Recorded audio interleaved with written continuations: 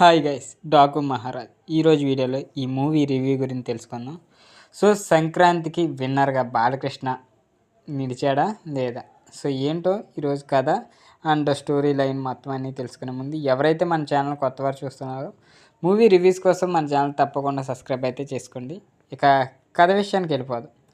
1996లో చిత్తూరు జిల్లాలోని మదనపల్లిలో కథ మొదలవుతుంది. కృష్ణమూర్తికి చెందిన కాఫీ ఎస్టేట్ లీజుకి తీసుకున్న ఎమ్మెల్యే త్రిమూర్తులు స్మగ్లింగ్ జంతువుల అక్రమ రవాణాకు పాల్పడుతుంటాడు. త్రిమూర్తుల అక్రమాలను అడ్డుకునేందుకు కృష్ణమూర్తులు ప్రయత్నం చేస్తాడు. దాంతో కృష్ణమూర్తిపై పగను పెంచుకున్న త్రిమూర్తులు అతడి మనవరాలను వైష్ణవిని చంపాలని అయితే చూస్తాడు.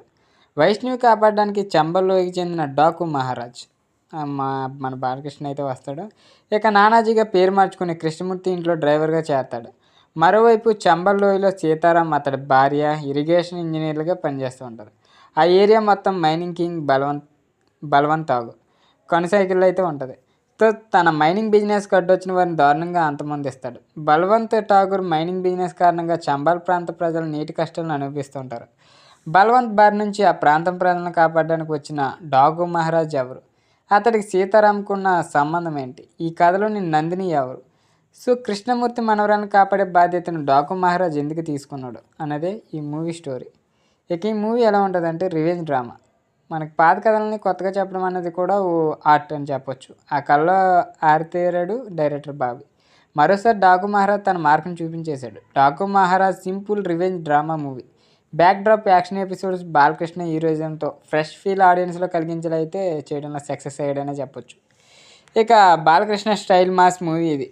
గత సినిమాల ఫ్లేవర్ లేకుండా చాలా స్టైలిష్గా డైరెక్టర్ బాబీ అయితే ఈ మూవీని తీశాడు.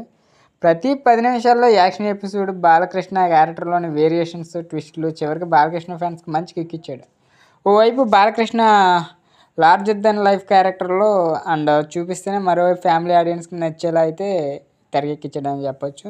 ఇక రక్తపాతం, హింస విషయంలో లిమిట్స్ దాటకుండా చాలా సెటిల్డ్గా అయితే క్యారెక్టర్ని బిల్డ్ చేయడం బాగుంది. ఇక అడవిలో వచ్చే మాస్ ఫైట్తో బాలకృష్ణ క్యారెక్టర్ ఎలా ఉండబోతుందో హింట్ ఇస్తూ ఈ సినిమా మొదలవుతుంది. ఆ తర్వాత కృష్ణమూర్తి త్రిమూర్తుల మధ్య గొడవకు సంబంధించిన సీన్స్ అయితే మనకి ఎంట్రన్స్ కాస్త నడకనైతే సాగుతుంది. ఇక నానాజీ ఎంట్రీ యాక్షన్ మూడ్లో అయితే టర్న్ అవుతుంది. చిన్నారిని చంపడానికి ఎమ్మెల్యే గ్యాంగ్ ప్రయత్నాలు, బాలకృష్ణ ఫైట్స్, ఓ పాటతో ఇంటర్వెల్ వరకు కథ నడిపించారు. ఓవైపు పాప ఎమోషన్, మరోవైపు డాకు గురించి పోలీస్ ఆఫీసర్ సాగించే అన్వేషణ చూపించారు. బాలకృష్ణ ఊర్వశి రవితలపై వచ్చే దబిడి సాంగ్ మాస్ ఆడియన్స్కి అయితే అట్రాక్ట్ చేసిందని చెప్పొచ్చు. సో చెప్పరాగాడిద అంటూ సోషల్ మీడియాలో వైరల్ అయిన బాలకృష్ణ డైలాగ్ను బాబీ భలే వాడుకున్నాడనే చెప్పొచ్చు. ఇక ఇంటర్వెల్ ముందు సీన్లో అస్సలు విలన్ బాబీ డియోల్ పాత స్క్రీన్ పైకి అయితే ఎంటర్ ఇస్తాడు. బాబీ డియోల్ క్యారెక్టర్ అయితే స్క్రీన్పై ఎంట్రీ వస్తుంది. ఇంకా ఇంటర్వెల్ ఫైట్ అదిరిపోతుందనే చెప్పొచ్చు. సో అతడి మాటలోనే ఏమాత్రం తగ్గలేకుండా 15 నిమిషాల పాటు ఈ యాక్షన్ ఎపిసోడ్ ఉంటుంది. గుజ్ బంప్స్ వస్తాయి. అండ్ చంబల్ లోయలో అయితే షిఫ్ట్ అవుద్ది సెకండ్ హాఫ్ మొత్తం.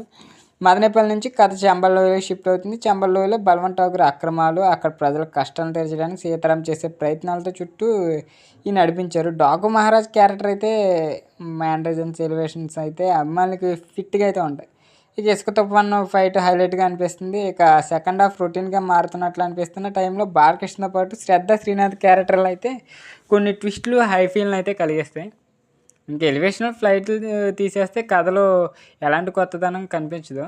పాపకు నానాజీకి ఉన్న సంబంధం ఏంటనే దాంతో కథ చాలా వరకు ప్రెడిక్టబుల్గా సాగుతుంది. కథను ముగించిన తీరు కూడా అంతగా ఆకట్టుకోదు.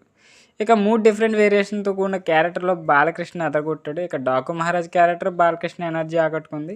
ఇక లిమిటెడ్ డైలాగ్స్తో సెటిల్గా ఈ క్యారెక్టర్ని సాగడం కొత్తగా అనిపిస్తుంది. ఇక ప్రజ్ఞ జైస్వాల్, శ్రీనాథ్ ఇక ఈ సెకండ్ హాఫ్లో కనిపిస్తారు. శ్రద్ధ శ్రీనాథ్ మరోసారి డిఫరెంట్ రోల్ అయితే ఆకట్టుకుంది. విలన్గా బాబీ డియోల్ కొన్ని సీన్స్లో భయపెట్టాడు. సచిన్ కేడర్ అండ్ రవి కిషన్, షైన్, టామ్ చౌక్ ఇలా చాలామంది సీనియర్ యాక్టర్లు అయితే ఈ సినిమాలో ఉన్నారు. ఈ సినిమా బాలకృష్ణ తర్వాత మరో హీరోగా తమన్ నిలిచాడనే చెప్పొచ్చు. యాక్షన్ ఎపిసోడ్లో తమన్ బీజిఎం అయితే థియేటర్లో దద్దరడం ఖాయమే. సో దబిడి డాగా సాంగ్స్ అయితే బాగుంటాయి. ఇక బాలకృష్ణ ఫ్యాన్స్కి డాకు మహారాజ్ తెగ నచ్చేస్తుంది, అందులో నో డౌట్ అనే చెప్పొచ్చు. బాలకృష్ణ యాక్టింగ్, యాక్షన్ ఎపిసోడ్స్ వీటి కోసమైనా ఈ మూవీని చూడొచ్చు. సో మూవీ అయితే ఎక్సలెంట్ ఉంది. సో ఒకసారి ట్రై చేయండి, ఫ్యామిలీతో కలిసి వెళ్ళండి. సో ఇది మూవీ రివ్యూ. వీడియో నచ్చినట్లయితే తప్పకుండా లైక్ చేయండి. ఇలాంటి మూవీ రివ్యూస్ కోసం మన ఛానల్ తప్పకుండా సబ్స్క్రైబ్ అయితే చేసుకోండి.